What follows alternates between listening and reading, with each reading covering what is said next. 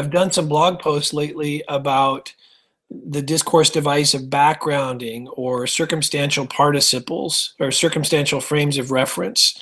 So what I want to do, especially for those who are participating in the High Definition Bible Study group on Faith Life, is to show you how, if you're looking through different examples like was suggested, how you can share that with other people, whether it's to show people a really cool example or to ask questions about it. So we're in Ephesians chapter 2, verse 1, and you'll see that a whole bunch of this text, most of it is grayed out. And that's because we've got a whole bunch of backgrounded clauses, meaning that Paul has chosen to use a participle instead of a main verb in order to help prioritize the action. And what this does in this particular case, by using so many participles in a row and other kinds of non-finite forms or backgrounded forms, what this does is it builds up suspense. The original writers most likely would have been reading and looking for that main verb to come.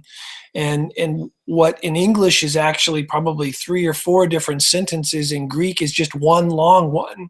So you begin with where we were, you as Paul referring to the Ephesians and us as kind of the part of that extended audience. In more of a literal translation, it would have been like being dead in the trespasses and the sins in which we once walked, following in the course of this world, following the prince of the power of the air, among whom we all once lived in the passions of our flesh, carrying out the desires of the body, and were by nature children of wrath like the rest of mankind. So that's our state of affairs, our situation. Then finally we come down to verse 4 and we have, but God, so we're switching now over from our situation to where God is. We've got another circumstantial participle or this backgrounding action going on, but God being rich in mercy because of the great love with which he loved us, and then going back in a repetition of where he started, which is being dead in our sins, which is where he began up here, almost a verbatim repetition of verse 1. You finally come down by backgrounding all of these actions in verses 1 through the first half of 5 to finally one main action, which is we were made alive together with Christ. What this does, the backgrounding here has the effect of essentially building suspense.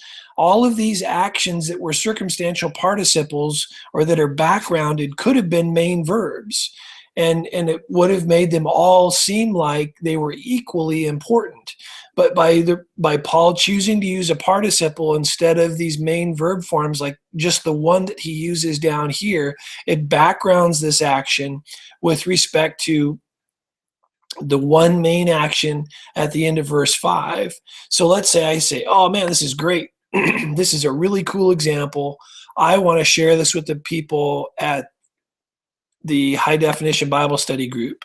I select the text, I right click, and then come down and add community note. And what that's going to do is set things up for me to add a note to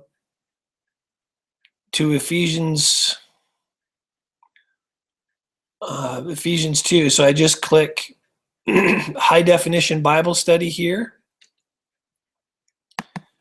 and then I can title it and say great backgrounding example, and then eventually I can go blah blah blah and add my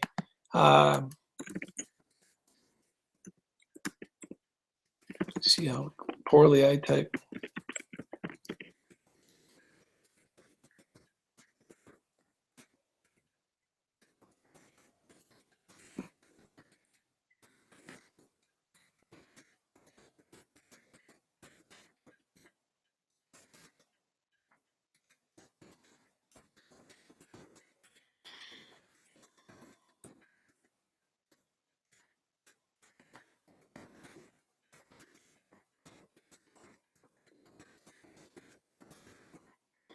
So now all I need to do is click on this. It'll post it to the High Definition group, and then other people can comment on it and do other things. So what I'd encourage you to do, if you want to find out more about backgrounding, There was a video where I showed you how to just do the right clicking to execute a search, and go through and find some examples. Or if you've got questions, you can go ahead and post the question through the community note to the High Definition Bible Study group, and we'll see if we can get it addressed.